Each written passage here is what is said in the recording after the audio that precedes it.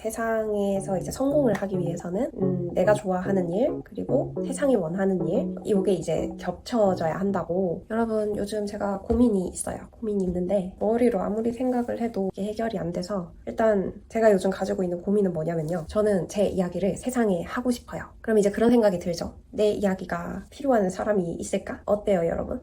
왜 그런 얘기가 있잖아요. 세상에서 이제 성공을 하기 위해서는 내가 좋아하는 일 그리고 세상이 원하는 일 이게 이제 겹쳐져야 한다고. 그거를 항상 생각을 하면서 왔어요. 근데 이렇게 하다 보니까 이제 마주하게 되는 함정이 뭐를 꺼내기가 상당히 어려워지더라고요. 공감하시는 분 있으신지. 의미가 없으면 안 하게 되고요. 보상이 없으면 안 하게 돼요. 근데 저는 제 얘기를 하고 싶거든요. 그래서 저도 지금 약간 지금 슬럼프 아닌 슬럼프에 지금 좀 빠져 있는데 이걸 어떻게 해야 되나 고민을 하다가 고민만 해가지고는 답이 안 나와서 항상 그랬어. 항상 이 긴가 민가 하고 정답을 모르겠을 때는 그냥 빨리 해보는 게 낫더라고요. 빨리 하고 아니면 길을 돌리면 되잖아요. 제가 마케팅 쪽으로 길을 돌렸을 때도 그 생각을 많이 했던 것 같아요. 마케터가 왠지 적성에 맞을 것 같은데 이쪽으로 돌려서 내가 승산이 있을까? 없을까? 이렇게 시간을 투자할 가치가 있는 일일까? 없는 일일까?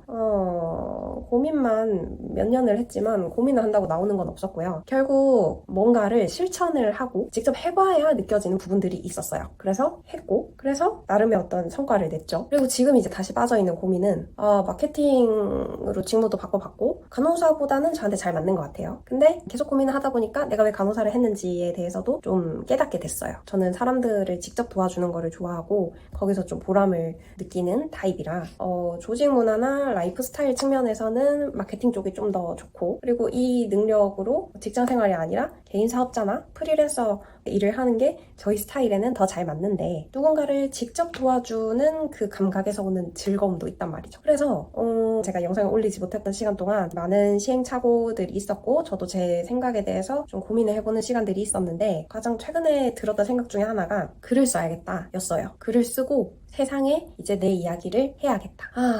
근데 이제 그런 생각이 드는 거죠. 내 이야기가 가치가 있을까? 사람들이 듣고 싶어 할까? 근데 그래서 제가 다른 사람들한테 얘기를 몇 번 해봤는데 다들 흥미롭게 들어요. 저희 지인이라서 그럴지도. 근데 사람은 어쨌든 자기랑 조금이라도 연관이 있고 나에게 도움이 되겠다는 생각이 들어야 집중해서 듣잖아요. 그래서 제가 겪어왔던 이 과정들과 그 속에서 제가 느꼈던 감정들 그런 게 정말 많은데 이게 필요한 분이 있을까? 하는 생각이 드는 거죠. 지금 계속 같은 얘기를 반복하고 있죠. 그래가지고 어떻게 할까 고민을 하다가 일단 그냥 꺼내놓기로 했어요. 아주 날것으로. 완벽을 기하면 안 돼요. 막 과정을 공유해라 이런 얘기 많이 하잖아요. 그거 너무 하고 싶었는데 매번 실패했던 이유 중에 하나가 조금 더 멋들어지게 해야지. 조금 더 그럴싸하게 해야지. 조금 더 준비가 되면 해야지. 그런 생각들을 하다가 못했거든요. 그러다가 정말 강렬하게 요거는 얘기하고 싶다. 요거는 남기고 싶다. 막 그런 마음이 들 때만 남겼어요. 그래서 저도 지금 소실된 기록과 기억들이 굉장히 많거든요. 요거를 한 번은 남기고 싶어서 좀 하고 있었어요. 그래서 저희 결론은 이제 그렇게 하고 싶은 게 있음에도 불구하고 하고 있지 않으면 저희 패턴상 생존 욕구가 이제 막 흔들리기 시작하면서 세상의 하나의 일원으로 다시 좀 자리를 잡는 거를 지금 못하고 있다는 생각이 들어서 그러니까 이꼴 돈을 못 벌고 있다는 생각이 들어서 나이는 차는데 좀 경력이 다시 또 끊기게 생겼고 그런 이제 조금 불안한 감정이 들어서 계속 취업을 하려고 하는 거예요. 그 길이 정답이 아니라는 거를 좀 느꼈음에도 불구하고 그래도 그게 제일